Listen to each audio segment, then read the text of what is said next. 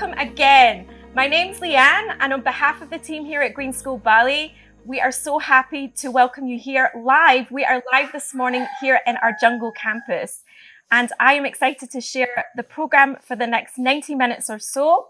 So whether you have an admissions with us here in process, an admissions in application or review, or if this is your first time engaging with Green School Bali, we welcome you here. I want to share a few tips of how you can get the most out of this virtual open day. So first of all, I can see that some people have their cameras on, and that is wonderful. Give us a wave. Please feel free to keep your cameras on. We love to see families, prospective families, and our leadership team who are here later will be giving a shout out. So please feel free to keep your camera on. And if there's some prospective students out there, even better, we want to see you, and we want from all about you asking a question. And I'm going to share a little bit, but let me share with you a second way to get the best out of this virtual open day. Please keep your microphone on mute, because we will be taking your questions in the chat box. So I'm sure you're all familiar with Zoom. Please put your questions in that chat box when you're ready. And at the end of this virtual open day, our leadership team will be here to answer your questions. So on today's Blue Sofa, we have some special guests. Later, I'll let our leadership team introduce our very special guest for today. But on the bamboo sofa right now is our Head of Community Environment, Kate Druhan. And also today is our Head of Primary School, Thabo Metcalfe, here to answer your questions. But I just want to take a moment right now to really look at the space that we're in. And we are in our heart of school. And you might see right behind me something rather unusual. Behind me, this is an Oga Oga. This week in Bali is actually the Balinese New Year. So we will be celebrating our day of silence called Nyepi. And the night before Nyepi is called the Oga Oga Festival. And our students and community have actually built their own Oga Oga. But right now, the team is showing you the top of our heart of school here. This heart of school is one of the largest buildings here on our jungle campus. Oh, here's the Oga Oga you can see now. This was actually built by our grade 5 students. It's all made from sustainable materials. The Oga Ogas represent a way for the spirits, the evil spirits, the night before the Balinese Day of Silence. The Oga Ogas help scare them away. So our students have helped create that. And we actually have some other Oga Oga statues here that were built by our parents as well, our parent community. And you'll be learning more about that parent community and how community, the school is not just for parents later. But just for a second, if you can go back up again, have a look at our heart of school and the top of the building right here. Thank you so much. What's really special about this building is two things. Number one, it's actually our middle school classroom. So this is where our middle school students get to engage, get to have classes, their homerooms, and so much more. But this building's quite special. The very top of the building actually represents the Green School Bali, the Green School logo. There's 3 elements to that. It's our purposeful learning program, and you will be hearing from our educators later, who is Thabo Metcalfe, our Head of Primary. We also have the second pillar of that. There's 3 elements. The second element is our wall-less learning environment, and that is this campus, which is a classroom itself, which kind of speaks for itself also. But that third element is our learning community. Green School Bali is a community of learners making our world sustainable. Community is at the heart of that. So today is all about talking about community, learning more about our learning program, but also about how community is at the heart of that too. And you'll be hearing from one of our amazing parents who, together with Kate, who's our Head of Community, will be talking more about how community is something very special here at Green School Bali. So we're very excited to share that. We're excited to welcome you here to join us here in Green School Bali. And we want you to learn more about that experience to see if we are a right fit for you and you are a right fit for us. So let me hand over to Kate and Thabo without further ado. Thank you. Thanks so much, Leanne. Beautiful introduction to us, to Green School, to this amazing building, showing off the Oga Ogos. Very nice. Leanne, as always, very enthusiastic and excited, and a member of our community centre here at Bali.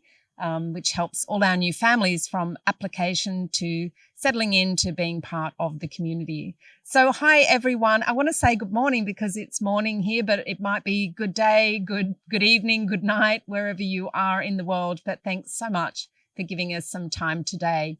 I hope this is a really fruitful 1.5 hours or so for you. We're all here for you. That's the point of it. So get those fingers working and put the questions in the chat, as Leanne said. I'll run you through the program in a little bit, but I want to introduce my colleague and very dear friend, Thabo Metcalfe, who is here with me this morning. Always love having a chat with you, Thabo. It's lovely to be here. It's a beautiful morning. It's very nice. Bali. It's nice to see lots of people here to hang out with a little bit. It's lovely. So, Thabo, I'm sure like me, you can see there are some children there. We can see you on the screen, and a very special hello to the children out there. So great to see you. Give us a wave, kids. Lovely. We'd love to hear your questions too. Actually, we'd love your questions more than anything. So please do put your questions in the chat or ask Mum or Dad to put them in there for you. So we're really looking forward to a chat. This is one of our favourite things to do at Green School Bali, is to connect with people around the world and talk about what we're doing and what your aspirations are for the education of your child. But Thabo, let's kick it off by perhaps if I invite you to introduce yourself. Yeah. Tell us a little bit about your background. Yeah, thanks, Kate. So good morning, everybody. It's lovely to see you all here. And as Kate said, seeing some kids on the call, seeing some pets on the call who are there joining us as well. Oh, we see the dog. We've got a little puppy getting very up close and personal. So hi, everybody. My name is Thabo. I'm the head of the primary school here at Green School Bali, and I'm in a very fortunate position that I get to be here, and my whole family is here as well. So my wife's also a teacher here at Green School, and I have 2 boys who come to Green School as well, one in the middle school and one in the high school. And it's a beautiful place to come as a family. We've been here for 5 or 6 years now, and every day that we come here, we walk in and see the buildings and the coconut trees against the blue sky of Bali, and it's just a beautiful place to come to school and come to work every day. And as I sit here now, we can hear the cicadas behind the camera and the papaya trees and the trees in the jungle, the breadfruit trees over here with the sun coming up. And I know you can't see that view, but let me assure you, it's a very special place to sit and a very special place to talk to you from this morning. Well, thanks so much, Thabo. Lovely introduction. So, Thabo, you're the head of primary school, but in fact, we have 4 learning neighbourhoods. We do. At Green School. Do you want to run us through We those? do. So, our learning program here at Green School is made up of 4 learning neighbourhoods, as Ibu Kate said. We start with our youngest learners. We're very careful. We don't call them our smallest learners. They're our youngest learners, and they're some of our most powerful and most passionate learners. That's our early years program. It's a beautiful place to come as a 3-year-old to a 6-year-old that's just immersed in the jungle with the most incredible Balinese teachers and carers who look after the students and give them a wonderful and enriching and loving start to their time at school. So that's our early years program. We have our primary school program, which is made up of our students from grade 1 to grade 5, and I am lucky enough to work with those students every day and those teachers every day. I'm obviously a little bit biased. I think our primary school program is fantastic, and the experiences that the children have getting their fingers and their feet into the mud and getting connected with nature every day is just incredible. As our students move up and get a little bit older, we move into middle school, and Leanne told you that these are our middle school classrooms here. So our middle school program are for our students from grade 6 through grade 7 and grade 8. I'm lucky enough to have 2 boys. My 2 boys are in middle school right now. And in middle school, things get a little bit messy, where our sort of early teenage years, and that's a really fun time for being here with kids, and that's reflected in our program, that all sorts of the fun and messiness and quirkiness of our middle school learners comes out in our program, and it honors the people who that they're working with, the students that they're working with. And then, of course, we move into our high school program, which is the most incredible high school program and that gives our young human beings, our young people, the chance really to get to know themselves and to develop themselves into incredible learners, into incredible change makers, and even more importantly, into incredible human beings. And the high school program is just a wonderful environment for those teenagers and those learners from grade 9 through to grade 12 to really discover who they are as an individual, to discover their own passions, their own interests, follow those in a path that works for them, and really become the young people, the young change makers of today that we hope are going to really make a difference in the coming years as they leave Green School and move on to wherever they go from here. But that's a little rundown of the program, Kate. Very nice. So wherever you are and whoever your children are, whatever age, this session is for you. We have Thabo here representing primary school, but also as part of the leadership team, our educational leadership team. So has his finger on the pulse right across all 4 of those learning neighbourhoods. So that's wonderful. And joining us soon actually is Carol Da Riva, who is a Green School parent. She also runs the parent learning neighbourhood. We'll talk about that here at Green School as well. And I think actually, Thabo, collectively between the 3 of us, we probably have about 26 or 27 years Green School experience. So no question is too small or too large for today. So please do put those questions in the chat. Leanne and the team will be gathering those up and will feed those to us so we can get into conversation with you. So next up, we're going to go to a little package of videos that we've put together for you, which we hope give you some more insights into some of the things that are practical, but also philosophical about the school. So a bit more about the campus and the learning program. You can hear from a newly arrived parent and their experience, and we have some visa and travel information, as well as a hello from the community centre team, so you can see the faces that are here to support applicant and incoming families. And just before we get to that, just a little about myself. I'm the head of community and environment here at Green School. Among other things, I get to look after or support the admissions function here. And I'm the mum of 3 Green School children. My baby, who started in early years in that 3 to 5 year old program, who is now 15 and in grade 10, and my 2 older children that started in primary and middle school who have graduated from Green School. So, yeah, I'm part of the furniture here at Green School Bali. So please do get those fingers working. Please ask those questions. That's what it's all about. It's our favourite bit of the session is when we come back after the videos and get into conversation with you, and we'll bring Carol in to join the team on the sofa as well, the bamboo sofa, as Leanne says. So we'll take it away with this video package, and we will see you on the other side of that very soon. Hi, I've made my way to the 3rd floor of the heart of school. The heart of school is our middle school learning neighbourhood. I'm in a typical bamboo Green School classroom, because you can see there is no walls. All of our classrooms are surrounded by gardens which our students play and learn in. We also have an amazing, beautiful river that's running really loud just down the hill, our solar farms, the iHub, the music centres, art centres, everything here is amazing and provides probably that structural, that physical campus that we know that at Green School Bali helps us bring a learning program to life. Our students are provided the opportunities to not just learn about nature, but learn in nature. We have 4 learning neighbourhoods. Our youngest learners, the early years, up to kindergarten. Primary school, from grades 1 to 5. Middle school, grades 6, 7 and 8. And high school, grades 9 to 12. At Green School, our learning is for now, not for later. It needs to be fun, but it needs to be meaningful, and that looks different in each learning neighbourhood. Our early years program is nature and play-based. Yes, students start to develop literacy and numeracy skills, but it's more important for our youngest learners to develop a connection with nature and a connection with their peers and a connection with their learning. In primary school, our students begin to learn who they are. They discover themselves, and our learning program allows that to happen. It makes that happen. And big projects, little projects, projects in the garden. Also strong thematics program connected to nature and sustainability. In middle school learning can become a little bit messy.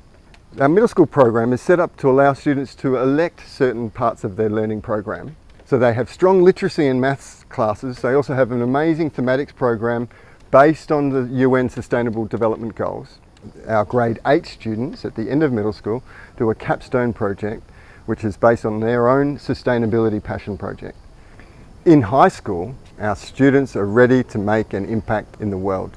Our program allows students to develop the life skills required and the mindsets needed to take action and to use their learning.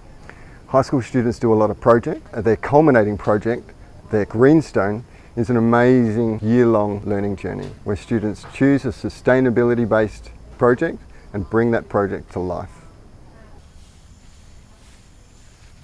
We are a community of learners. It's not just a school community, it's about our local community too. We're not just an international school in an international bubble. We are deeply connected to our local community. I'm lucky to have with me today Ibu, how are you? I'm good, thank you Pak Sar. Ibu Selamat Dawi. pagi. Selamat pagi. Ibu Dawi is a parent.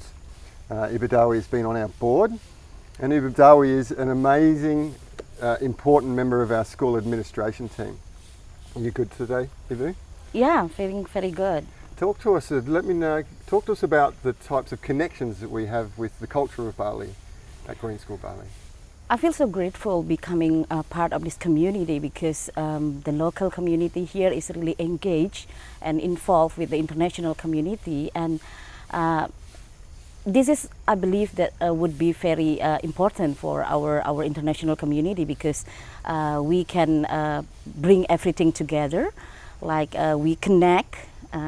If we have something in our local community, we always have a chance to bring that together within our community. And for example, if we have like every 6-month celebration here for honoring Goddess of Knowledge, that's called Saraswati. So we're inviting all the community to come. We have dance, we have gamelan that every parent and their family can have it here together. So it's amazing. So we learn and we share and we celebrate together. That's what we're As doing a global here. community. As a global community. And other thing is also really interesting for me, so that this is becoming like the biggest reason for me as a parent to send my kids here at Green School. Yes. Tell us why. So, what's it about Green School for a local student? As a Balinese community, we are like once again saying like this is a great opportunity that we have a chance to learn international education with that kind of standard that they can improve themselves. I mean, our local children here, but at the same time, we have a chance to bring our culture also with them. But we learn a lot also from our international community because this is like making a balance. The learning is definitely two ways. Yes, yeah. And we have a program if there is no COVID. We have like an after-school activities, we have a dance activities, we have a gamelan activities. So there's 37 local scholars at the school at the moment. Yes, at the moment. Yeah. And but we also, like you said, when we're allowed to fully open the campus, we invite more than 300 other local students to learn numeracy, literacy, yes. English skills, but also sustainability education. Of course. too. And other thing that is very interesting is also because we also still learn kelas budaya. Yes, budaya class and bahasa Indonesia. Yeah. So we bring that together in thematic, and then even like they put it in thematic and making like a such ogo-ogo. Maybe you know that kind of parade that's very famous here in Bali. Ogo. Yeah, before Nyepi Day. The big monsters. Yes, the big monster. But a lot of things is inside there, like the local wisdom is in there. Yes. That's beautiful. Thanks very much, Ibu. This is one of my favorite places on the campus. We're right down here by the river. Behind me is the Ayung, the Great Ayung River, and it powers right through our campus. It's a force of nature. It's also a source of energy. Right here down at the river, we have our very own micro-hydro system, the Green School Vortex. And this vortex provides a majority of the power that we use here on the campus, and it forms part of Operation Rain or Shine. So along with our other renewable energy systems, we try and offer a range of different learning opportunities for our children to see all the different ways Mother Nature can help power our campus, our community and the world. Clean, renewable and reliable energy.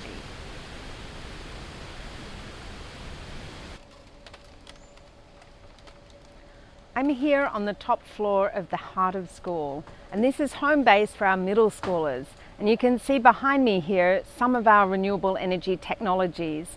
We really love the idea at Green School that the whole campus is a classroom, the whole campus is a laboratory, and that we can innovate and we can find solutions to real problems right here on the campus. This solar system here is part of Operation Rain or Shine, which was a high school-led initiative that's ongoing, looking at understanding and implementing different types of clean, reliable, renewable energy right here on our campus.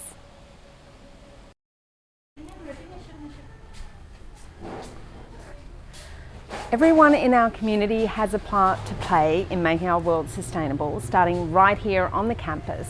We have in our main car park our waste recycling centre, so all families can bring their recyclables there, sorted, to be responsibly moved on to recyclers on the island. But the very best of that trash we keep right here on the campus because this is a resource for learning.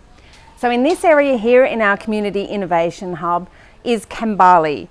And in Bali we have resources here that can be used. So some of these products can be used raw for projects here on the campus that the students are involved in. But we also have some really cool equipment in here.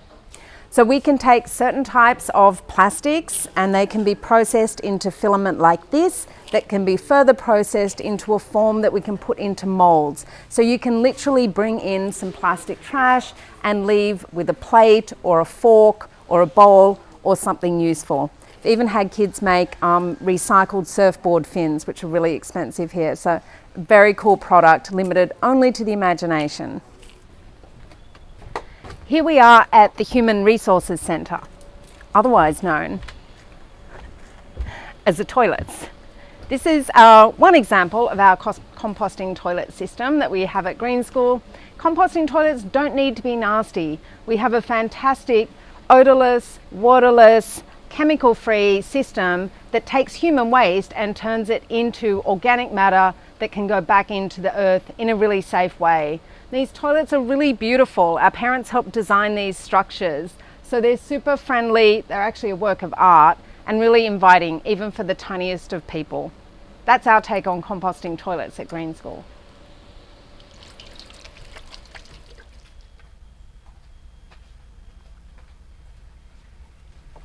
Just pulling up in the garage, friends. We ride in style and sustainably at Green School. Our biobus transport service normally operates 5 days a week, taking our children to school and back home again in the afternoons. Our biobuses run on used cooking oil, which the students are involved in collecting from hotels and restaurants around Bali. So it helps them dispose of used cooking oil in a responsible way, and it powers our buses. I'm not actually allowed to drive the biobus, but I am allowed to use this. So for any families who don't ride the biobus and have a diesel vehicle, they can fill their car up right here on the campus at the biodiesel pump station. As well as the biodiesel bus service and the pump station in the car park to fill up your diesel vehicle, we also have electric charge stations here on the campus. So electric motorbikes are a growing option for transport around Bali, and you can plug in right here. We're entering primary school, and in primary school every class has their own set of gardens that they work with. In the upper school the students work with more cooperative gardens and working with permaculture principles to grow things that are beautiful but also that are edible and medicinal. And right here in primary at a grade 1 classroom, we can see in the garden here we've got corn, we've got papaya, we've got bananas, we've got flowers bringing the bees and the butterflies, and of course always so quintessentially Bali, the lemongrass. Our campus is wild. It's intentionally rugged. We design it this way. This is great for kids, gross motor skills, but also their cognitive development. So everything is designed by intention, but we work with what is already here. On my left here, you can see these beautiful springs. This is where we hold special ceremonies during the year. It's quite a sacred place on the campus. It's really calm and very peaceful. On my right, in contrast, this pit of mud comes to life because this is the Green School mud pit. It's a really popular place on the campus. So yes, our children get in here. It's like baby elephants on a hot day, cooling down in the mud and the water. Also, while I'm here, over there is Grasshopper Grove. This was named by our early years students because this is a great place to go if you want to find grasshoppers, dragonflies and butterflies. No two buildings on the Green School campus are the same. Every single one of them is unique. Every single one of them is also a work of art. We're here in the Green School Yoga Studio. This beautiful space comes to life when the children come in here for yoga sessions. Nothing is more beautiful than stopping in here and watching the 3-year-olds take yoga. It is pure joy. It's a beautiful space. I can hear the river behind me here. There's a gentle breeze coming through here. It's a very, very serene and special place on our campus.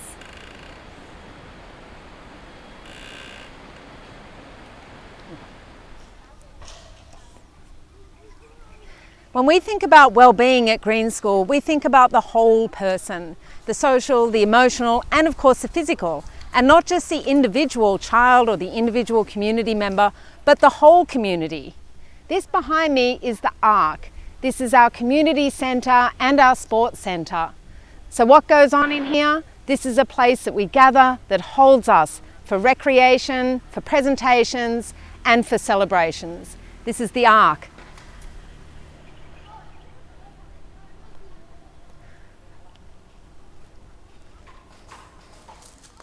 I'm here at the Bridge, and this is Green School for grown-ups. Talks, courses, workshops, socialising, outings in Bali, all come through the Bridge. Right behind me here is our parent co-working space, but it's really much more than that. It's co-working, it's co-learning, it's co-creating, communicating, connecting, and building friendships. We really love the idea that Green School is not just for the children, it is for the grown-ups too. So being a community is very much an important piece of the Green School experience, right from the very beginning of the school, right through to today, even in the current situation. And I'm really happy to be here this morning in the Bridge, which is the Green School co-working space, with my friend Sanjana, who is a new parent to Green School, just joined us this school year, and super nice to have a little chat with you, Sanjana. Thrilled to be here and so happy to finally be a part of the Bridge and the Green School community. So in coming here as a new parent and connecting with the community, the parent community first and foremost, you know, that's something we always hope and wish our parents experience when they're new here. And what's your experience been of that? You know, before we actually moved to Green School to Bali, we came in to spend a couple of days to see how the community works last year. And I have to say that for 1 year we've been talking about not our son joining the school, but us as a family getting involved with Green School. Now that I'm finally here, everything that we talked about for the last year is actually coming true. Yeah, well, that's great, and it's reassuring to hear that. You know, that's what we hope for our families, that they do feel connected and do feel part of a community and a movement, really. And we don't just hope for it, I guess. We try our best to sort of nurture that and nourish that in many different ways. Right here on the campus, we are opening up some parent programs, some outings for parents in Bali, called Truly Bali, to help our parents that have come from abroad to really connect more deeply with Bali and the experience there, as well as some events virtually and in person that we're running around really our parents sharing with other parents, right, their know-how, their story, their background, their skills and so on. And then taking that further to then connect our parents to our students. So one of the things we do is try and facilitate mentorships from our parent community to particularly our grade 12 students, but also our grade 8 students on their capstone projects. And right, that is just beautiful to watch that happen. And I think it's all part of the idea of walllessness, that walllessness is not just the physical way we arrange our campus and build our classrooms, but also the way we think about ourselves as a community, that it's not teachers in one group and students and parents are over here, and that there's some sort of separation, but how can we find ways that work for everyone to create those connections? You know, the bigger sort of community of parents are really a hive of information and knowledge. Is that something you've been tapping into? All the time. You know, there's no question that's ridiculous to ask within that circle of trust. I can ask people where I can get the best mozzarella, to what do I need to do with bats, you know, what do I need to do with bug sprays, and every aspect of life that I can think about, whether it's medical to whether it's more superficial, I want my comfort food, what do I need to do to get that? It's all addressed, you know, and there are people there who have answers. 11 in the night you ask a question, 2 minutes later you get an answer. You know, it's phenomenal. I can't believe that there is this circle of trust and there's so much conversation that's happening. I'm here every day and you sometimes forget how incredibly beautiful and original this campus is, and I'd love to ask you about your first impressions, the first time you physically set foot on the campus here. I'd love to talk about how my son reacted to it. I have a 5-year-old and we spent a day here at Green School, and at some point 3 hours into spending that day he turned around and he said, okay, but where's school? And I said, we are in school. He said, no, but where's school? You know, the place where I'm supposed to study. And you know, it took us 10 minutes to explain to him that this was his school, that he was going to be studying with cows and chickens and, you know, the vortex and the river, the bridge. That was his school. Out of the mouths of babes. But where is school? He was looking for the box. He was looking for the classroom. Yes. He was looking for the box. He Yes. was looking for the place where he could go in. Yeah. You know, the idea that there would be a teacher with a blackboard, there would be little desks, even, you know, little desks because he's tiny. Yeah. But he was looking for that and he just couldn't find that. I love that. And how about settling into school? How's that process been for him? Day 1, he didn't want to go in. Day 2, he didn't want to go in. Day 3, he complained because it was online school. He wanted to go back to campus. Day 4 onwards, I haven't heard, you know, a single complaint. He's up at 6 a.m., which is, you know, phenomenal for me. Getting ready to go to school and play with his friends. It's fantastic talking with you this morning, Sanjana. Thank you. It's anything I could do to talk about this. I'm thrilled to be here. Should we go and have a cup of coffee? Sure, absolutely. Hello everyone, I'm Carol, the director of the Community Learning Center and also the head of the Bridge, the Green School for Grown-ups, the space here at Green School that is dedicated to you. It's our co-learning and co-working space. And today I have here Alex, a parent that has been here with us for a year, and he's here to talk to us about his experience here at Green School. Thank you, Alex, for being here today and for taking the time to be here. Okay, the first thing that I want to ask you, Alex, is how did you find out about Green School? So when we were expecting our son, Ryan, my wife and I, avid TED Talk watchers, stumbled across a presentation by some Green School students here who had petitioned to ban plastic bags from Bali. And from there, we tracked down a few other TED Talks on Green School, which made us really look into it. And we really like Green School from before our child was born. We actually traveled to Bali while my wife was pregnant with Ryan and did the side visit there. On the side visit, they asked us, oh, yeah, how old is your child? Our response was -4 months. And so we always, in the back of our minds, had the idea that we wanted to put our child here. And a year ago, everything came together and allowed us the opportunity to move to Bali to do that. Yeah, that's so nice. I also came here pregnant of Louisa, but I didn't left. I actually came here like, should I stay? Should I go? And then I was like, okay, I'm staying. Yeah. And she was born here, and here she is. Yeah, yeah. And when you finally came here after, you know, all these years that he was in the age to be accepted, what were the first impressions from you when you arrived here on campus? I think what was interesting for us was to see the teaching philosophy in practice. Our child was 4 at that stage. You can really highlight it or compare it to the, I guess, more traditional way of schooling, which is, you know, sit down at a desk, this is what you learn, you know, write the letters, and that's not what you get here, right? Our children, in the class were playing in the mud, were learning letters through naming things around them. And I mean, they were learning, but they were learning through play. And I think if your exposure has been to a traditional education system, in the beginning, you kind of wonder, like, is my child learning anything? And then, and then you see they are actually taking in the information. Their involvement in cultural activities, their involvement in agriculture, and in cooking their own food, but then also going to a farm and seeing where the food comes from. And that is the type of this holistic education that we really wanted for our child. And what is some of the highlights of your child experience here? Definitely one of the things he loves the most is the innovation hub, iHub. They have a whole makerspace. They've got laser cutters, they have 3D printers, they have table saws, they've got just so much stuff where the kids, can just make things, right? And the exposure of children at, such a young age, because they all go there, from starlings, which would be 4 to 5 year olds. They're in there making things, I mean, appropriate to their age group, but like, he loves it.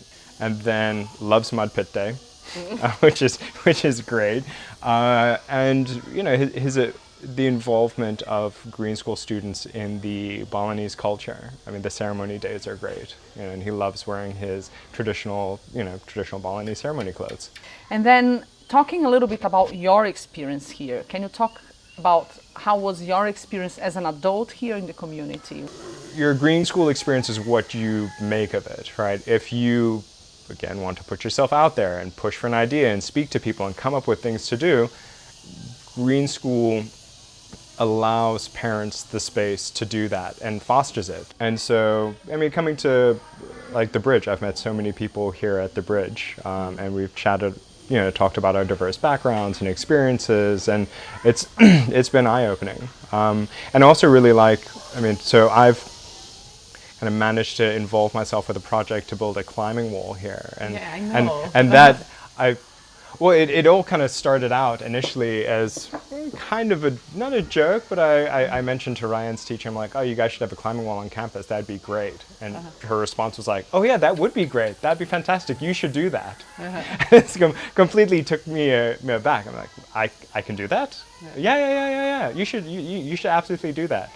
So then I kind of took that away, and I spoke to a few other teachers to try and gauge whether this response was serious, and I got enough positive responses like, oh yeah, you should absolutely do that. And eventually managed to get to Kate, who for those of you who don't know, is the kind of head of environment here in Green School, and her response was like, that's amazing, I like it, go draw a plan. And it's managed to get a life of its own, and our plan is our kind of like plan for the climbing wall is basically done. We found a location. We're currently working towards raising the money for it, although it shouldn't be too hard, it's not super expensive, and we could have a climbing wall. And I think you'll find that the more you get involved, the more fun you'll have. For sure, the more you get involved, the more fun you have. And thank you so much, Alex, for being here to spend the time here with us, to share your experience. And yeah, I hope you have many years here still at Green School, that we can see Ryan graduating, and we can all be climbing on this wall together. Absolutely. Hope so. Thank you so much for your time. Thank you for having me.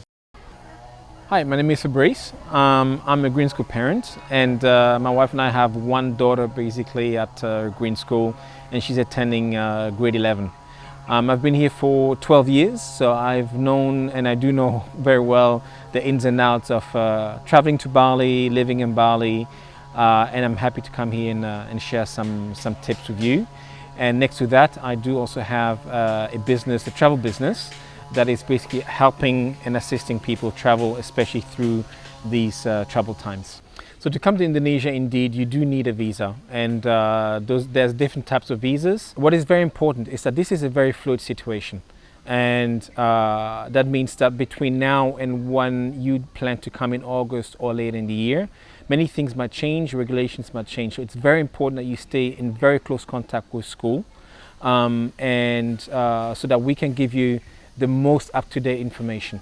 Some families have a lot of experience already traveling around the world, and sometimes resettling already, being expats, knowing the expat life. And others, it's your first time packing up your stuff and relocating on the other side of the world. And it's a huge decision. But always remember, especially with Green School, you're never alone. You never stand alone. You have a whole community around you. I personally, this is one of the reasons why I'm at Green School. It's this community life all around us, being as one. And that's just the beauty of the thing, especially, and we've experienced that even more through this COVID time. So what I would recommend is, if you are still where you are and you're making your plans and you're trying to figure out how and what, make use of that community. And that means make sure that if you're a Facebook user, that you use the Green School New Families page, that you join the Green School New Generation page. There's a housing page, there's a travel page. We've got WhatsApp groups for communities and for the community living here. So there's so many resources, and you'll see the moment you ask one question, you are going to have 100 answers to your question. So make use of it. We're here for you, and we look forward to welcoming you. We are here for you. I'm Kate, and community is at the heart and soul of what we do here at Green School. The Community Centre team and I are the friendly faces who will guide you throughout your journey, answering any and all your questions along the way. From the moment you connect with us to the time you're here with us in the jungle of Bali, you're part of the family. We understand that making the decision to come here is a major one, and it's our job to make it feel as seamless as possible. We're so excited to know that you're considering Green School Bali for your family.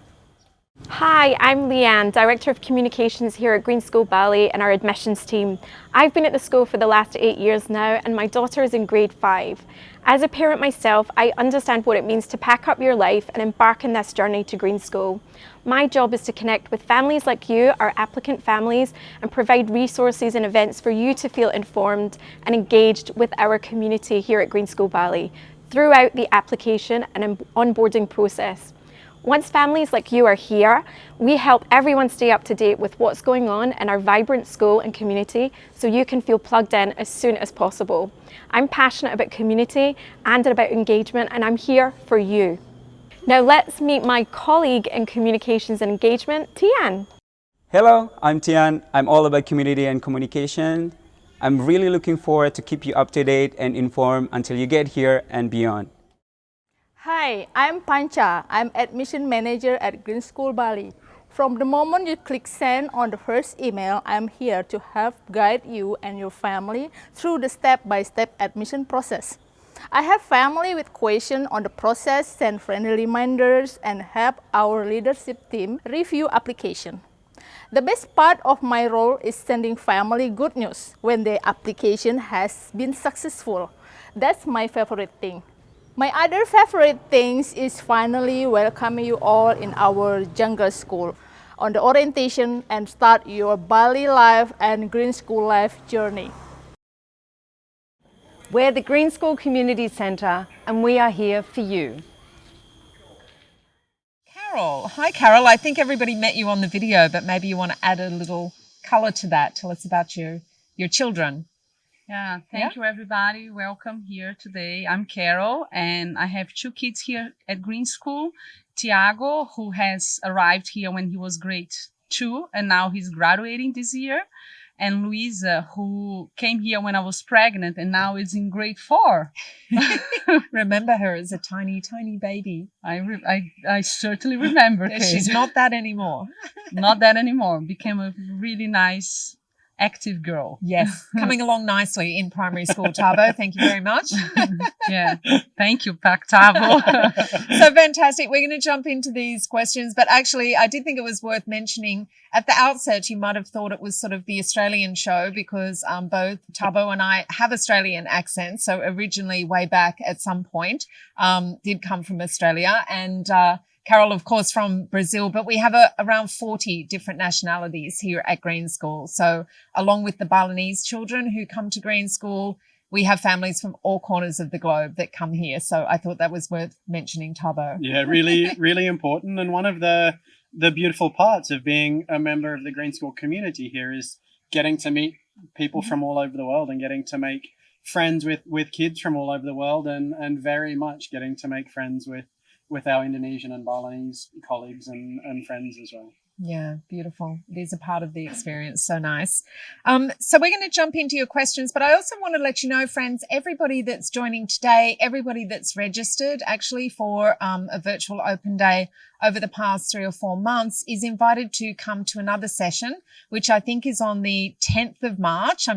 Yes, Leanne's nodding. It's on the 10th of March.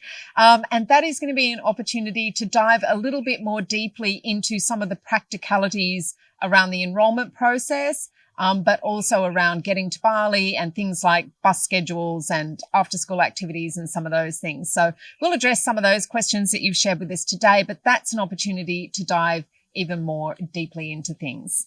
Okay, so we're going to kick off. I'm going to grab some questions from here and I'll invite Thabo and Carol to share their insights with us.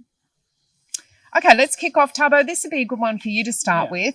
This is a question about class sizes, and in particular, the question here from David, hi David, is around 12 to 14-year-olds. But I guess the general point is we have quite a low teacher to student ratio right across the school. We do, and David, thank you for the question. So, as Kate said, across the whole of the school, we're in an incredibly privileged position to be able to have lots of teachers who work with us, teachers who have come from all over the globe, also Indonesian teachers. And for the age range that you're talking about, our 12 to 14-year-olds, one of the magical parts of that area of the program is that the students get a lot of choice over their learning. They get to elect parts of their learning and go into subjects that they're choosing to access. And that means that oftentimes the groups that they're working with are a little bit smaller and all come with children who have shared interests and shared ideas and shared passions. So different group sizes, but as Kate mentioned, small teacher to student ratios and children being able to work in groups that have similar interests and similar passions, which is really exciting. And as a teacher, it's fun because the kids are choosing to be in the groups that you're leading. Yeah, super nice. I think in right now in middle school, which is that kind of age range, grades 6, 7, and 8, we would have maybe around 36 or 38 children in a grade level, and then they would divide into 2 homeroom groups. And then, as Thabo said, the program is quite diverse and dynamic, so children get a lot of choice over what their program looks like over every term and every semester. And this is part of why we look for students that really want that level of autonomy and responsibility, even at the middle school level, to build their own kind of learning journey. Yeah. And as a parent of 2 middle school kids who are similar ages to what you're talking about, David, they're so excited about how they get to design their own school.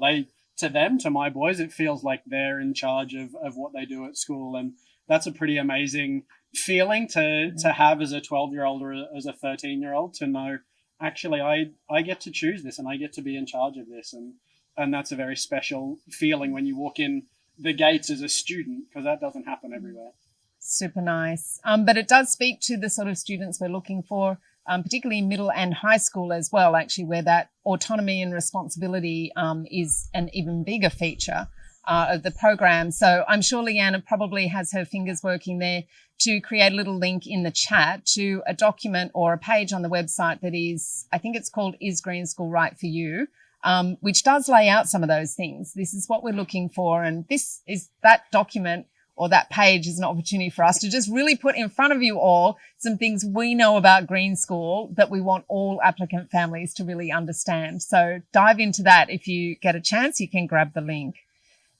Carol, great question here about extracurricular activities. So at Green School, we have an after-school program, which we haven't been running during COVID times, but we expect that to be back for August, if not before.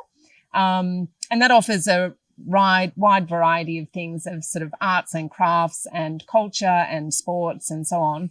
But maybe you can share with us some of the things your children have done in the after-school program, but also, I think, interestingly to our families out here, what they've also done in Bali outside of what the school offers, because there's a lot here for kids to get involved with. No, that's a lot. I mean, my biggest problem is how to take the kids out of the school in the end of the day. Surprisingly, they don't want to go home, But I mean, Tiago has done so many different sports here after school, like soccer. He has done also some cultural exchange with the Cuckoo Connection kids. Luisa, gymnastic and circles, and outside of the school as well. She's now doing aerial hoop and swimming lessons she was doing here as well. There are a lot of things for kids here in Bali to do. And the community also, it's very connected. So I'm always kind of connecting with other parents and they always playing together. This sense of community of we all playing together is very strong. And yes, I mean, they do a lot of activities here. So nice. So I think, Thabo, it's actually a big day at Green School, particularly for the little ones. Mine, sometimes when they were smaller, didn't actually have a lot of fuel left in the tank at the end of the day. We're sort of happy to get on the bus or in the car and head home and have a little downtime. But for children who do have a lot in the tank, we do have an after-school program that is quite popular, but also includes a lot of that sort of physical and social emotional well-being elements. It does, and as Kate and as Carol both have said, there's a wide variety of things that we offer and that we have offered. Another nice element of that is that we have parents who offer after-school activities. We have teachers who've offered after-school activities. We even have Carol's son, Tiago, who offers after-school activities himself. He runs it for some other students too. As Kate said, it is a big day. It's a long day at school. It's hot. It's physically demanding. For our younger students, sometimes my wife teaches grade 1 here, and sometimes the grade 1s and the grade 2s get to the end of their school day and are completely wiped out and just need some downtime. But we do have after school activities that cater for that as well. So maybe it's a board game sort of club or a story time club that does still let them engage with children from different ages and from different backgrounds, but does it in a little bit more of a low-key sort of manner, because it isn't always possible, or it isn't always good for our kids to go out and do more running around. They get quite a lot of that here at school everywhere. Anyway, but that whole spread of programs is available, and the kids love it. The teachers love it. The parents love it. It's a lot of fun. Yeah, super nice. And of course, there's a lot else that goes on in Bali outside of the school as well, that children can join. A lot of clubs and groups and sports and so on. There's really no shortage. No. And there's the beach, surfing. Yeah, the surf is a big one. Yeah, my kids are all into it. They are. Okay, what additional languages are offered? So here at Green School, the instructional language is in English, and Bahasa Indonesia is the other language that is taught here or offered here. And, that looks at different levels up through the school, where up in high school, kids can take more advanced Bahasa Indonesia. But I guess we're here in Indonesia. It's important to us that we all learn some Bahasa Indonesia so we can connect, we can learn, and we can show respect while we're here. It's also, of course, the place to practice it, and it'll get you a long way here, even just a little Bahasa Indonesia. But Thabo, maybe you want to share a little bit more on our kind of philosophy on languages, which... I love this question, and I love that this question comes up. And exactly as Kate said, we very deliberately focus our language program, particularly in the lower school, on Bahasa Indonesia. We are incredibly fortunate to live in Indonesia, to live in Bali, and to be guests here, and allowing our children the opportunity to learn a little bit of Bahasa Indonesia, but also to learn in the primary school. We refer to that side of our program as our Indonesian studies program, rather than just Bahasa Indonesia, the language, but to learn about the culture of Indonesia as well, to understand ceremonies, to take part in ceremonies, to understand the local customs here in Bali and around Indonesia, to understand the culture of the islands, because that's such an important part of being able to live here, where by and large, we're living away from home, we're living in another culture. And being able to understand that, being able to appreciate that, being able to celebrate that is an incredibly important part of succeeding in your journey here in Bali. And that's why we do focus so heavily on Bahasa Indonesia and on Indonesian studies. We do, of course, have kids who come with another language, with another 2 languages. We have a couple of children in the primary school right now who already speak 5 languages. Lots of our Indonesian kids learn in English, which is their 3rd language after Indonesian and in Balinese. And there's lots of opportunities for children to share that language in their daily life, in their daily workings. If you walk around the primary school, you'll hear children speaking Dutch and Portuguese and German and Italian and all of these different languages. But from the program side, we focus on Bahasa Indonesia. As we go up through the school, that continues. And in the high school, children do have some opportunities for self-study and directing themselves in learning another language if they're interested in that, and that's a passion for them. But across the whole of the school, we want to maintain that focus on Bahasa Indonesia. It's one of our learning principles, the real principles of starting local here and really focusing on the place that you live. Yeah, Thiago is learning Japanese now on high school. It came from him. He's fascinated about the Japanese culture, and he wanted to learn the language. So he started to do Japanese classes, and I was looking to his final project, and I was like so impressed with his achievements in that, and was all self-study, because Pak Francis doesn't speak Japanese. So that's through the language lab program in the high school. Yeah, through the language lab program in the high school. Yeah. So good. Great question. The one about languages always comes through, and we love the chance to talk about it and the importance of learning some Bahasa Indonesia for the children that are here, but also for you, the parents as well. And we have opportunities for parents to learn Bahasa Indonesia as well, right, Carol? Yes, we are actually starting next week another batch, I would say, of Bahasa Indonesia for parents. And we have been teaching the parents for the last years, and it's amazing because it also generates a lot of conversations, and it's for me it's an act of respect. Like, you're here in Bali, and learn a little bit of the language should be in the bucket list of everybody. So yes, we do offer, and you're gonna have opportunities to learn Indonesian here.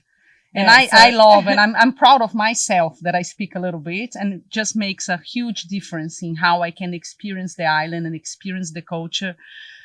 People just will receive you in another way if you just try a little bit.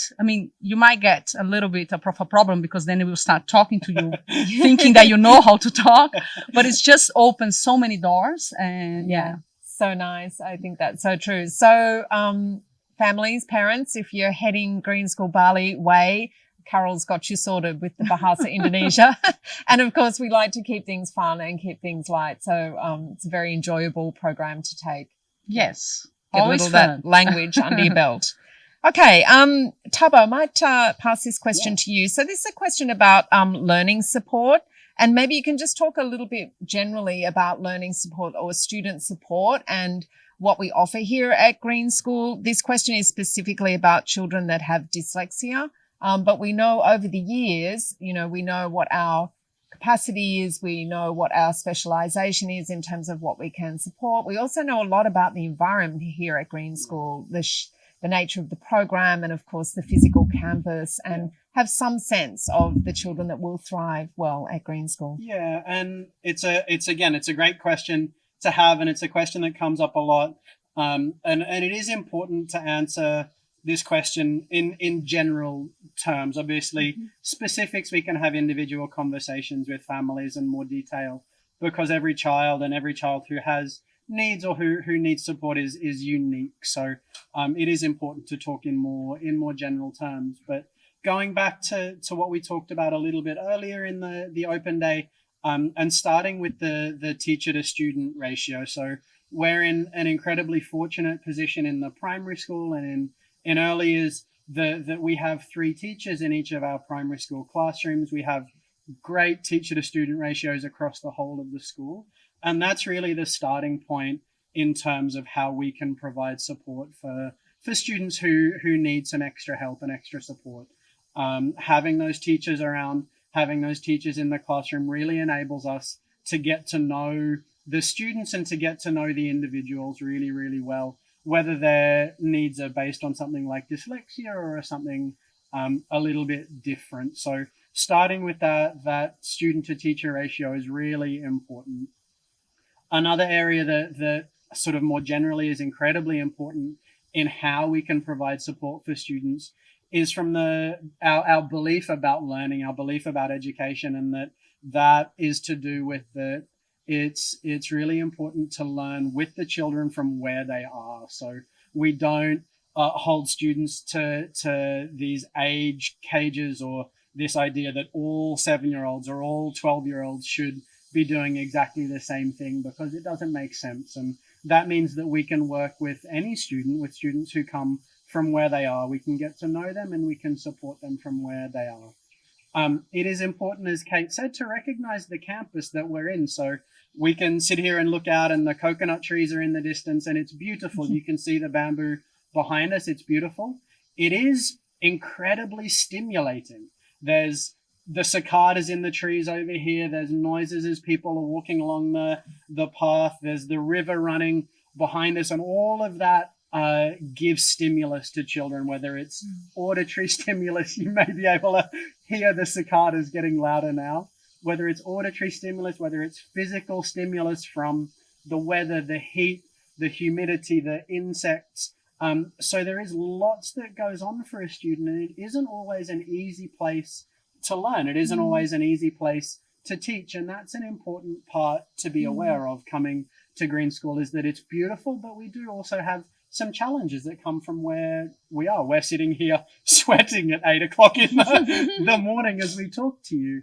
And that's great. And you can overcome that, and we can overcome that. But it's important to know that as a family and as children who are coming to Green School, that there are really unique elements. We had a snake that crawled through our art classroom last week, which you don't get in many other places around the world. And whether you're dyslexic or not, you can still enjoy having the snake crawl through your art classroom in the morning, but it isn't something that happens in most places. So we do have ways that we support children. We do have ways that we support families, but we also want to acknowledge what makes this unique and what makes this a very different place to come and learn as well. Yeah, so good, Thabo. Thanks for answering that one. It's just no one knows your child as well as you do. And so sharing your insights with us through the application process is really important, because as Thabo said, we can give a general perspective here, talking to you as a group, but really getting to know each family and each child as a learner and as a human is the best way, and having that conversation, because we want every child that comes here to thrive. And so to do that, it is a mutual kind of selection process, getting to know each other process. So, and that's really important, Kate, for the admissions process. We really ask families, share your information with us, share the information about you, about your children, about your story, and give us as much of that information as you can. We want to welcome children from all over the world. We want to welcome children with different backgrounds and with different learning needs and different perspectives and different ways of thinking. But we also want to make sure that you're making the right decision about coming to Green School too. And the way that we do that is by having that information. So please do, as you're going through that admissions process, share all of that information with us, because that helps that two-way conversation. Great. Thank you, Thabo. Okay, so what usually happens in these sessions is the questions start off quite slow, and then as we get into it and further towards the end of the session, they start piling up. So I'm going to sort of move through these a little bit more of a rapid fire way, particularly some of the practical ones just here. So Laura has asked about the bus service. Thank you very much. Our biobuses that run on used cooking oil, amazing award-winning environmental and transport solution. Just put that in there. So they run to different areas on the island that tend to be the places where Green School families live. So we have kind of neighbourhoods immediately around the school and in the Ubud area, in the Canggu area down south closer to the beach, and the buses run to those areas. But we're happy to share more with families as they go through the enrolment process, and perhaps in our upcoming session on the 10th of March, if you want to join that one. Question about the enrolment period. So the minimum enrolment period is 1 full year. That's 2 semesters, either starting in August or in January. So we have 2 intakes per year, but 1 year is the minimum enrolment period. The only exception to that is early years. So our sort of 3 to 5, 6-year-old program. And we can take single semester enrolments there if we have space. The only other exception to the 1 year rule is for grade 11.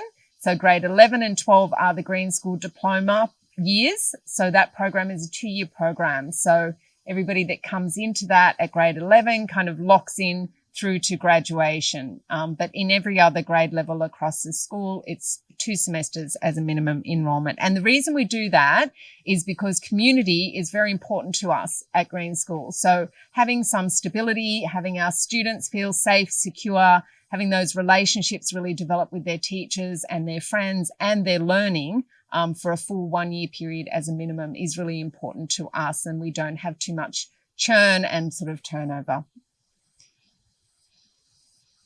Okay, Carol, maybe we'll throw this one to you, just in terms of where people live when they come to Green School. Maybe you can share your thoughts about that.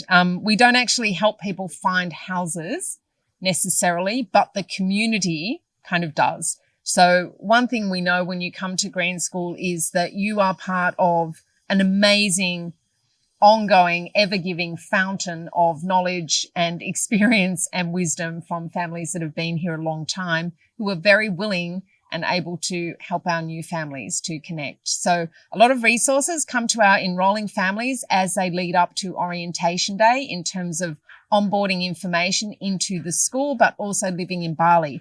So we have panel discussions with parents. We have a guidebook for you. We have a whole website actually for you with resources on there, including what to bring, how to get to Bali, and how to settle into Bali. So we have some recommendations for you, but we don't actually find your house for you. Although maybe that would be a good enterprise for somebody to pick up. But Carol, do you want to share a little bit just briefly on your experience in living in Bali and sort of finding housing, because it is a big piece. It is. I mean, I've lived all around Bali, so I'm actually a good person to talk about that. So in our first years, we were living in Ubud, which is about 20 minutes from here, from Green School. And Ubud, it's like artistic town with a lot of yoga movement, food, healthy food. And it's a really, really nice, chill place to live. It's a little bit cooler as well. And many, many families live there. I've lived also around the Green School neighborhood, so there is some places to live around here, and that was also a very nice period of time. There is the Eco Village close by, Green Village, and some other houses. It's kind of nice to come on a bike to school as well. And now I'm actually living on Canggu area, so I'm finalizing to cover the whole area in Pereira, where I would say that most of our community is living now down south, especially after the pandemic. And I think that Canggu area, Pereira area, it's more alive and more, a lot of teenagers living there. So I would say that it's teenagers probably want to go to the area more than to Ubud, although I personally prefer Ubud. And so many cool things to do there. And just like this really community outside of Green School, that it's a Green School community that happens in these places, that every day I go to the beach and I found like so many Green School parents, Green School kids, and we all playing together and we do things together and we go on bike rides together, you know. So wherever you live here, you're going to find Green School, unless you decide to live really far from the school, which I don't recommend. You're going to find community. Yeah. And as Kate said, finding a house here, there is so much support and so many channels, you won't find a problem. Yeah.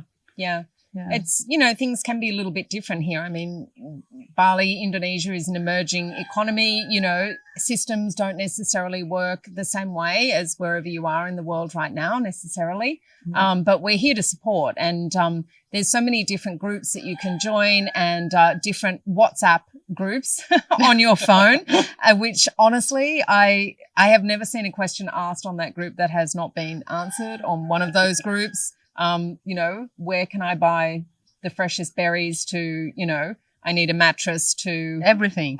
Who can collect my compost to everything you could possibly imagine. So, but Leanne and the community centre team have a whole program to help support incoming families and onboard families, which includes live Q&A sessions with parents that have been here for a while, where you can really dig into some of those things, and lots of other resources that have been put together for our new families. Okay, so let's take a couple more rapid fire questions. I'll come back to one on sport, Thabo, so you can start thinking about that one for a minute. Just a question about the school year and students moving from the Northern Hemisphere. From Australia, the Southern Hemisphere, that is. No, my hemispheres. So as I mentioned, we have 2 intakes a year, so August and also January. So January usually works well for children coming from Australia. So no problem there. Everyone gets the same love and attention, whether they start in August or they start in the January. They get the full package of support and onboarding. A question about online learning. So the past 2 years or so, of course, like everywhere in the world, we have been impacted by COVID, and we've had our interruptions here at Green School. But actually, we have, aside from, I think, 3 months during that entire period, we have pretty much been on site and uninterrupted as a whole school. We've had some times where a class has had to stay home for a few days, or certainly if someone has COVID or was a close contact, needs to stay home. We just feel like we're coming now out the other side of the Omicron wave. But I think it's fair to say, Thabo and Carol, that we feel that we have been in a very, very fortunate place in the world as this has all happened. And we have been so pleased to be able to keep our school gates open when so many around the world were closed. And that's been very important for us. Of course, we have this amazing campus that is a giant classroom with so much outdoor space. And of course, all our buildings are wall-less and open. So we've been in a really good position to navigate all of that. I think the one thing that we've learned in the last 2 years around the world, and that we have learned here in Bali, is just, again, how important human connection is to learning, how important human connection is to all of our sense of well-being and belonging. And as Kate said, I think we feel incredibly fortunate to have been here and to have been able mostly to have kept coming to school and keep connecting in person with our friends and our teachers and our community, because we know that we have been incredibly fortunate to be able to do that, and that many people around the world, wherever you're calling from, that might not have been the case. So as Kate said, we're coming out the end of Omicron. I started touching bamboo. We don't have too much wood around to touch. Touch the bamboo. It's even better. That's it. Yeah. But yeah, very fortunate to have been here. Yeah, and I just want to add to that, because I think that Green School did such a good job in taking care of the social emotional of every kid during this period, rather than trying to kind of cover curriculum, what we're doing, and it was just really making sure that everybody was well and everybody was, because it was a hard time, you know, and I think that as a parent, I have a lot of appreciation for that. Oh, thanks, Carol. Yeah. So, it's been a difficult time, but I think we've all felt so fortunate to be here in beautiful Bali. But of course, Bali's been doing it tough too, because no tourism has been coming in here. And one of the things that has been really nice to see, and expected actually, is how the Green School community has come together to find ways to support the people here, of whom we are the guests, actually, being here in Bali and helping. And Carol, I know there's a program being run by The Bridge, which you look after The Bridge. That's our parent learning neighbourhood in a lot of ways, in helping provide food to people in need. Yeah, so we have, in the other side of the river, we have a kitchen, and 2 times a week, there is a group of parents that they come together and they decided to create this program called Prashada, which means giving food from a space of love, giving with love. And people bring donations, people volunteer for the whole morning, they cook, and then they go around and they have some organizations and institutions that they are supporting. They've been doing here in our kitchen around 300 meals every day that they cook. And they also have the same program running in Xangu in the other days. And there, because it's a little bit longer, they have already been cooking around 500 to 600 meals every day. So yes, the parents community, I think when it's about giving back to Bali, you see a lot of engagement. Everybody that comes here wants somehow to engage with the Balinese culture and to give back. And that's beautiful to see. Yeah, so lovely. And Thabo, I think the students are helping with that as well. They are, and we've got kids who are engaging in all sorts of ways of supporting around the island and supporting around the community too. And I think one of the things, as Carol said, when you come here, everybody wants to engage with the local community, and some of our favorite, I have memories of Carol's kids doing this and my own kids doing this, of our favorite times here have been when our kids have gone out into the communities around Green School, into the communities around Bali, and engaged with all sorts of different projects around the island, and so many of those come from passions of the kids themselves and what they want to do and where they want to go and how they want to help around the island, and that's just, it's, yeah, having that opportunity is just beautiful. So nice. And we're going to talk about your children in a minute, actually, Carol, and Thabo, and what their day looks like, because I have a question here about that. Right. But just a couple more that I can answer. So in terms of total number of students in the school, right now we have around 360 something students at Green School. Next August, we will probably have around 390 or something like that. And then we will grow a little more in January 2023. So each semester we grow a little. So, yeah, that's what we think will look like. Most families, of course, stay more than 1 year. So year on year, the retention rate for the school is around 85%. And we have many families that come for all of middle school, or grades 11 and 12, or all of primary, or for their whole journey all the way through graduation, as well as some families that may just come for a year. And of course, we know so many families that plan to come for a year. I'm one of them. 10 years later, I'm still here. But a lot of families that do plan to come for 1 year end up staying longer. Oh, I'm in the same boat.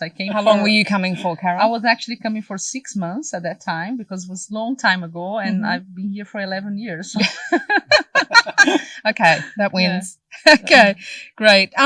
So I think it would be nice, people would be interested to hear, I think, Thabo, the question was for you, but it'd be great to hear from you, Carol, too. A very quick understanding of what sort of courses your child is taking, because they have choice in middle school, Tiago in high school, even Louisa now has it. In grade 5 has some choices too. Yeah.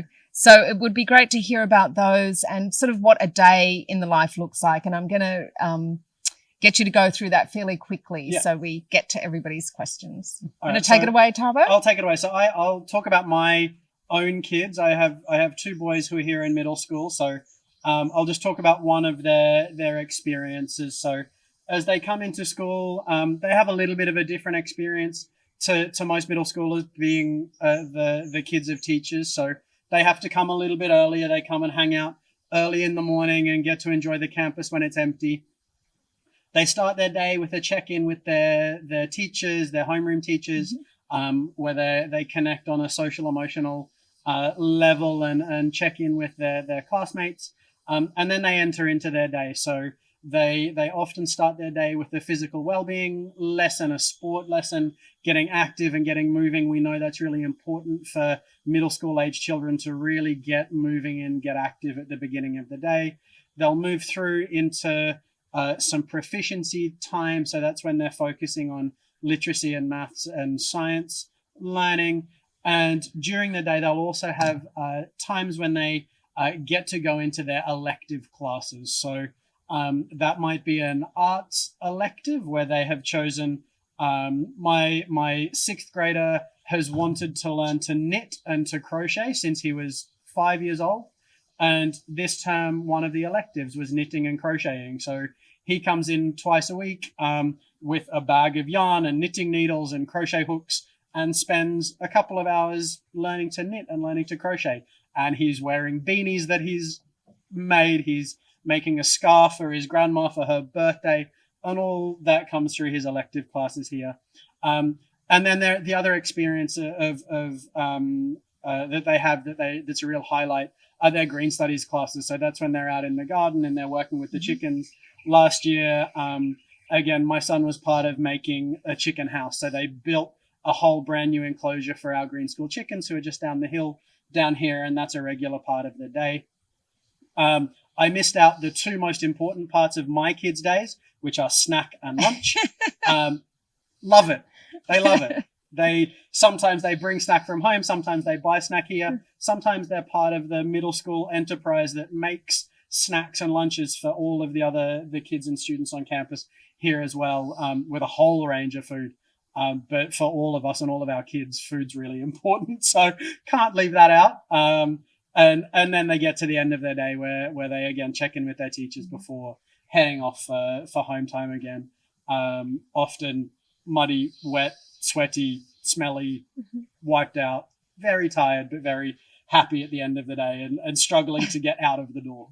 I think you're always pretty muddy at the end of the day too, Thabo. Yeah, we got to join in. Head of primary, I've never seen someone who has, you actually often have mud shoes. Yeah. They're just bare feet covered in mud. So Thabo does love his mud. And we love our food at Green School. And in fact, for incoming families, as part of a video series, onboarding series, we have a video for you to watch or for families to watch with their children, which is all about food at Green School and what our take is on what we eat and how we deal with food waste and so on, which we invite families to look at. So you can get excited about what we eat at Green School. We do love our food. We love good food. Carol, give us a very quick little insight into, I think, Louisa's day at Green School. What might that look like? Louisa's day at Green School. So Louisa is grade 5. Louisa is actually grade 4. 4. She is 4. Yeah. Yes. I mean, Louisa, she just loves to be here. She comes every day to school and she loves to come. And now she's doing, actually, she was very proud that she went to a meeting with you. She came home to talk about the pig cage that they're doing, a new space for the pigs. Yes.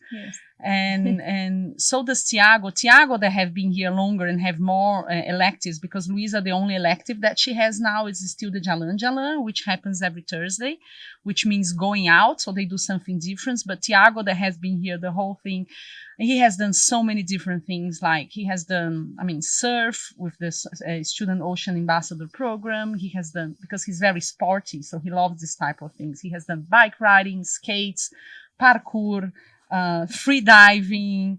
He has done bamboo architecture in Ibuku. He's part also now of the MUN with the Model United Nations. He has been already part of 8 conference representing Green School Bali.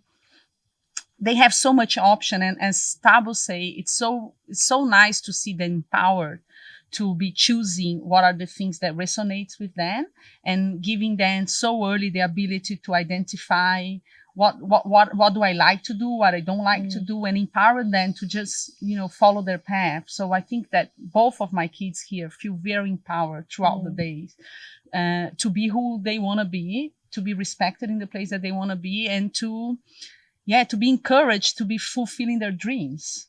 Yeah, so nice. And yes, I did meet with Louisa on Friday about the school pigs. And it was an exciting meeting. I learned a lot from the children, but also their ideas on how we could create a new space for the pigs that are on our campus that's going to be even nicer for them. So I'm looking forward to supporting that project with the children. Thabo, we do have a question about sport, which I want to come back to. I don't want to forget that one. But I do want you, if you can share just a few insights on the integration of education with technology, because, of course, we're here surrounded by these bamboo buildings. We love low-tech solutions, but we also have high-tech equipment on the campus, and we also do use, of course, computers and IT generally as part of the learning programs. We do. So, and again, this is just briefly and sort of as a general overview, it's another area of our program that it's important to consider developmentally. So with our youngest learners in early years, that's really a very low-tech learning environment. It's very much about being in nature, connecting with nature, enjoying the environment around us.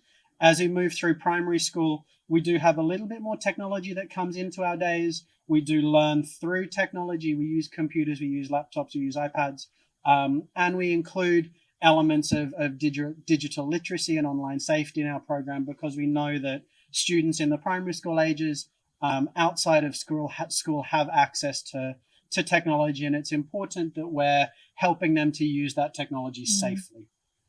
As we go up through the primary school and then into middle school, we again step up with our technology, and a lot of that is really connected with our innovation hub, our iHub here, where we have all sorts of incredible technology for the kids to use, but again, relating to our campus and our purpose and our mission. So we have the 3D printers and the laser cutters and all of those things, and also a whole suite of practical technologies for the kids to use as they're in there, as they're making things through the iHub, and again as they're learning online and through technology, and then again up into the high school again. Through the middle school and high school, we have over time had things like robotics and coding and programs like that have run and that do run. And again, sometimes that relates to the interests of students as they come up, and sometimes it relates to the passions of the teachers as they come up, but there's definite possibilities for accessing that type of learning as the students go through the school. And we know that those are areas that are really important as kids enter the world now and come out of school, being able to solve problems, that having that type of learning and that kind of background is important for them. But through all of that, again, as Kate said, being a low-tech, high-tech school, kids have those options of connecting with nature and the world around them and getting their hands in the soil too. So it's a mixture, a blend of both. Yeah, super nice. And I think just to add to that, Thabo, we know that, being a good digital citizen is important and responsibility we want to have instilled in all the children, but also just working on the skills-based elements of the Green School curriculum. So, of course, that content-based kind of learning is a piece in there, but so is skill-based learning and values, the development of values. And I think in the space of developing skills, what is sometimes referred to as kind of 21st century skills, this is where I think the Green School children are given such a wonderful opportunity, because we know, well, no one knows better than the children, actually. Almost anything you want to know about is right there at your fingertips. And so education, that just has changed the world in ways nobody could have anticipated, and certainly very different to my schooling experience. And I think yours too. You're not quite as old as me, but I think, where the teacher had all the knowledge and you were the empty vessel, and, we transfer it and we repeat it back and we move on and up and whatever. And I think for our children here, and as they go up through the school, understanding what is good information, what is not good information, being able to analyse and research and think critically, and form perspectives and views on things, and navigate that world of information is what every child needs, I think as part of education. The critical thinking piece, there's so much information that our students are exposed to, and particularly our high school students, and being able to look at that with a little bit of a critical eye and understand what you're reading and seeing, and just pause a moment before you blindly accept that is incredibly important. And also being able to consider as a high schooler why you're using technology and how you're using it to really spread the message that you want to spread. So being able to rather than sort of us being used by technology, using technology for our purposes, and to communicate the messages that we want to communicate. Yeah. And then you find as they become teenagers, you're constantly on the back foot with your Green School teenager as they launch into, a perspective on something that's been quite well researched and backed up, and then add that with their exceptional communication skills, which does seem to be a feature of Green School children too. And look out. Right, Carol? Look out, yes. Fantastic. Okay, so just a couple more questions. We are coming to the end of the session, but I want to try and honour as many of these as I can. I think there will be a link put into the chat there for a survey which we, all of us, would love you to take, please, because we love the idea of being lifelong learners. And we know we always have room to improve. So please do fill that out and give us your feedback. So, we can get these as good as possible for you. So, a question here about music and in particular in primary school. So what sort of instruments would children be learning in primary? Okay, so I'll give you a really quick rundown of what's happening right now. So this week or over these 2 weeks, children in the primary school are learning. So these are children from grade 1 to grade 5. Ukulele, keyboards, guitars, gamelan, jegog, and another Indonesian bamboo instrument that the name has escaped me at the moment. But a whole range. So we do use Western instruments, modern instruments, but also have an incredibly strong focus on Indonesian music and Indonesian instrumentation as well. So the full range of those things. We don't at the moment in the primary school have kids playing marimba, but we will have that soon. And we have kids playing marimba across middle school and high school. It's the sound of green school, really. Yes, it is. My gosh, Carol, your son on the marimba. No, yeah. That is something else. No, my son in the marimba is amazing. Like his passion, it's definitely one of the highlights of the last month was to see him playing for the whole school here. And himself, he was so happy. So nice. You know, we love having a little party here at Green School whenever we can. On a regular basis, we have an event on a Friday called Green School Spirit Friday, which is markets and music and food and fun and games, really for the whole family and the whole community. And we love some live music as part of that. And we love it when the marimba plays, particularly the high school marimba, because it's like a concert. Yep. Yes, it's beautiful. Yes. And in the whole community dances, Yes, which is amazing. It's a lot of fun. Okay, fantastic. So I think there's a couple more questions about language, but I think we've answered that. May not be as much as you need to know, but please reach out to us at admissions, and we can add to that, answer your specific questions, and please join the upcoming event on the 10th of March. So I'm sure Leanne is going to send you a beautiful invitation personally to join that. It's a follow-up event to these virtual open days, but it does give us a chance to dive a bit more deeply, knowing the sorts of questions that people have been asking, but also in a more intimate kind of setting where we invite you to unmute and get into conversation with us as well. So looking forward to that one. All right. So I did have one question left that was in relation to sport.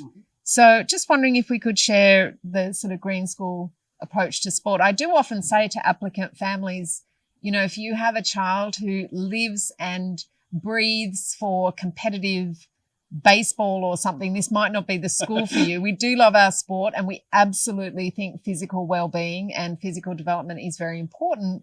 But competitive sports is probably not the big standout element of Green School. I think this is a really important question to reference what Carol said before about what's available in Bali as well, because we have what we can provide as Green School, but there are far more options available outside Green School as well.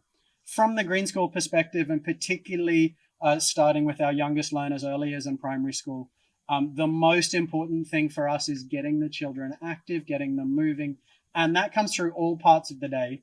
But in our physical well-being programs specifically, there's a couple of different focuses. One of those, and we call it physical well-being very deliberately rather than PE or anything else. So one of those is a well-being aspect. So it's understanding about moving your body, why that's important for your health, why that's important for your mental health, why that's important for a community. So that will include elements of yoga, elements of different stretching routines, all of those sort of things that will come into the early years and primary school programs, and a really big emphasis on sportsmanship, on community, on how we can connect personally through physical activity and create links in our community.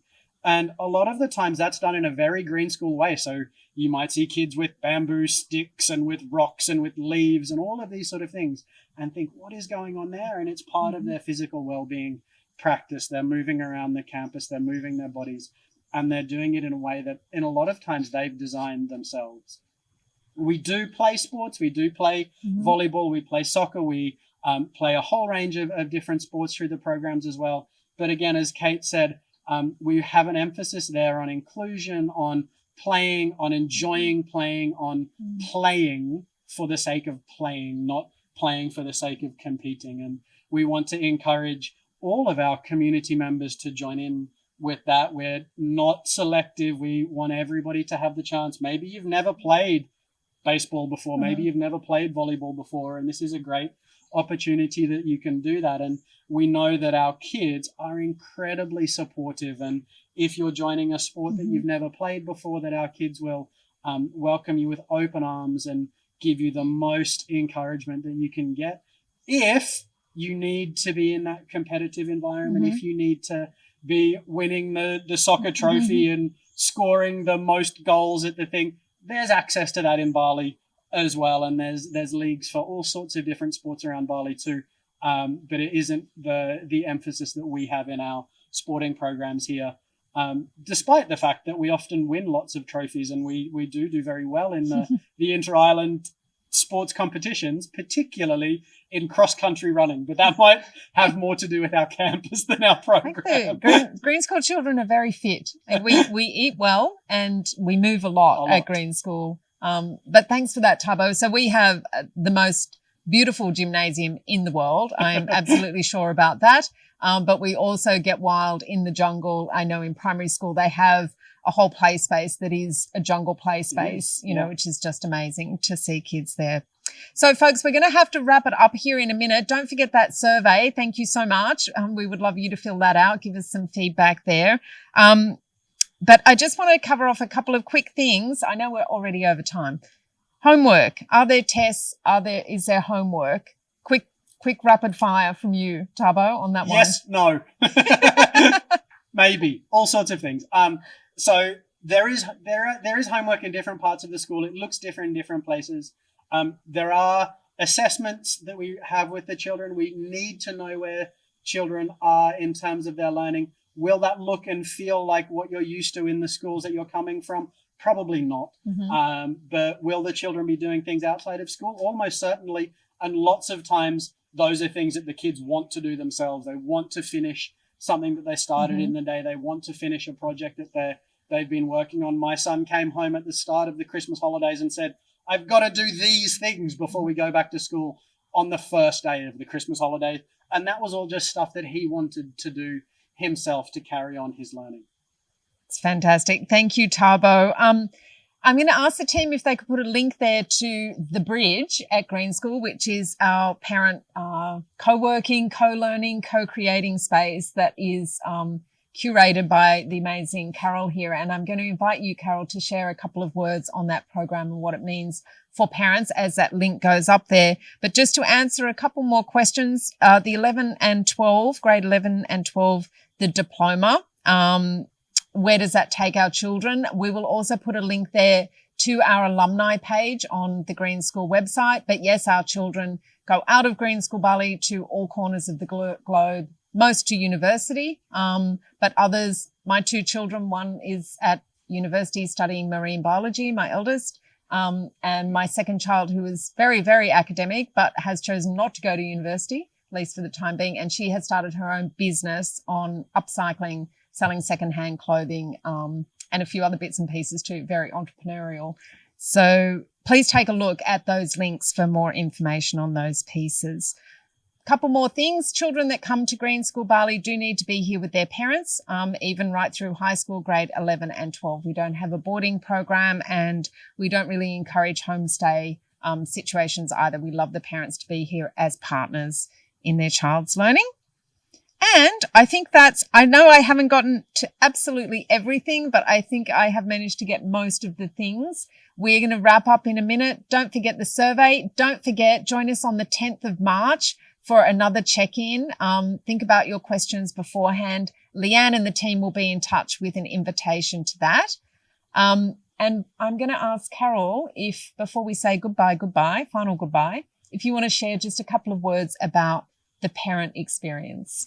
Yeah, I mean, the bridge was created a few years ago, and the reality is that when we move here to Bali, we are looking for education for our kids, but it's also a moment for us in our life. It's a big shift. And the bridge is a place for us that we allow connection to happen. We allow community fun to happen. And it's a community-driven project. So a lot of the programs that are offered there is offered by community members and shared through community members. We offer well-being programs. So we have bike rides, we have yoga, we have wild fitness, we have dance, breath work happening sometime. We also have weekly talks where we have parents sharing, but also amazing people that come to connect here with Green School, and also different projects around the island that we can connect and support. We also run workshops for our community as well. Once a week, there is always something happening.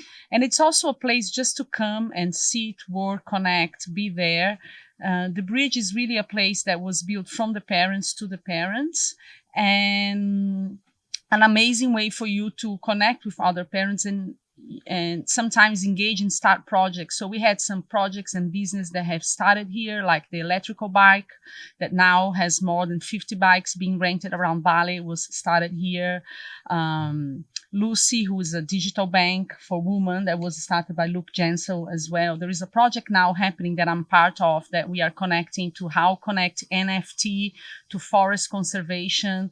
So there is a lot of connection that happens with parents just coming here and sharing, and projects just arise, you know. So it's an amazing place to have your own Green School experience, because the first sensation when I came here to Green School 11 years ago was like, damn, I didn't have this experience. How can I go back to school? Like, how can I be part of that? You know, and I think that the bridge is this space that, that allow parents to become also lifelong learners and join the Green School mission and community. Yeah, so nice. So we did, you know, this space and these programs were intentionally created for our parents so that we open up that opportunity for parents to not only be part of the school and feel connected to the school, but also to be a community within the community, the parent group. And we know for a fact when families leave us that our parents tell us that has been one of the most impactful elements of the Green School experience, has been the opportunity to build their own community, and in a way that a lot of people have never found in their lives up until this point. So that's a beautiful piece. It's very important to us, and it's in very good hands with Carol, who beautifully and gently kind of shapes and curates those programs for our parents to connect to. Yeah, and then there's something that I forgot, Kate, which is like the mentorship part, because there is also a program that we help parents to connect with student projects. So it's also an opportunity that parents can share and can support students. So today, actually, as we speak, we have 2 parents talking to our high school students in the Pathway Talks, and they're sharing their experience and sharing with high school students. So it's also very interesting to see how parents are embraced into the whole learning here. If they want to, if they raise their hand to, if they want to be. So no, the mentoring opportunity is wonderful. And I think actually we get as much out of it as the student does, to be honest. It's so rewarding. Yeah. No, for sure. Yeah. It's so nice. Well, thank you so much, Carol. It has been a pleasure as always. Thabo, you too. Love having a chat at any time, and thanks so much. I know you're a busy person, so thanks for giving us some time today. No, it's been great. Yeah, it's been nice to see everybody. So nice to see everyone out there. So thanks very much, Carol. Thank you, Thabo. Thank you, everybody out there. Don't forget the survey. Pick up those links that have been shared in the chat there if you want to check out some more. We really do encourage everybody to spend some time on the website or on our social media channels. So have a read, have a listen, watch some things, and really dig around and understand our school as best you can to think about whether that's right for your family. And then please do engage with us at admissions@greenschool.org via the website, and join us on the 10th of March for our follow-up session. We're going to leave you now with a little video which just takes you step by step with the wonderful Leanne, who has all the gestures in that video. Look for those. She's like an airline, what do you call it? Host? Flight So much a attendant. flight attendant. I need to get my right. Love that video. So have a look at Leanne as she takes you step by step through the admissions process so that everybody knows if you want to move forward, when you're ready, you know what the process looks like. We are closing enrollments very soon in the next few weeks for August 2022. We will be making most of our offers throughout March and April, as is normal. And then we will be getting busy with connecting with and supporting our incoming families who are joining us in August. So thanks again. It's been so nice to see you. Thanks for all the cameras on there. That's always wonderful. Thanks for sticking with us. We've gone over time, as usual. Stay in touch. Bye-bye. Bye, thank you. Hi, my name's Leanne. I'm the Director of Communications and Community Centre at Green School Bali. I'm also a parent here for the last 8 years. My daughter's in grade 5. I'm here to support families all the way through our admissions process to join us and settle in here at our school. Today, I'll be taking you through our admissions process and helping you navigate through the steps to enrol your children here at Green School Bali. Here's a step-by-step guide to joining us here at Green School Bali, and you can meet some of the friendly faces to guide you. Step 1, get to know us, get to know our learning programme. We encourage all families to get to know us more and see if we are the right fit school for your family. Explore our website, read through the admissions and learning programme pages in particular, watch videos about our unique learning programme and experiences. Really dig deep into what the Green School Way is. These videos share more in-depth information all about our learning programme, projects, all the way from early years, primary, middle school, up to high school. A must-read on our website is the article, Is Green School Right for You? All links can be found on the website here. We are an inclusive school, but we really look for students and families who want to make a change in the world, whatever their background. Here are some things we like to see in potential families. A passion for progressive education that blends the learning of knowledge with the mastery of skills and the nurturing of values. Curiosity and motivation as learners with their love and interest in the natural world. An active commitment to learning, particularly for our older students who need to be responsible and motivated to take advantage of the opportunities available to them at Green School. A desire to be part of a community including respect for others, respect for Bali, and the honouring of our educators as professionals and experts. A genuine readiness to make personal changes to help make our world sustainable. Step 2, submit your application. Submit your application and open apply with us for review. To start your application, visit our website here and click Apply Now. Starting an application does not mean you need to commit to joining us, and every application is individually reviewed. But this step means that we can really get the conversation going and get to know each other.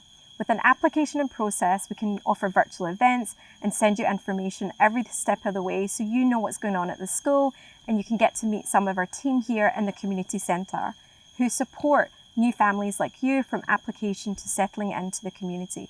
We will support at each step of the process and ask that you submit all relevant documents for our educators to review as you move through the process. We love getting to know each family along the way and to help you and us find the best fit for your child. Not quite ready to make the leap now? No problem. Click Inquire Now on our website to create a registration of interest on our Open Apply system, and we will keep in touch with you with our admissions newsletter.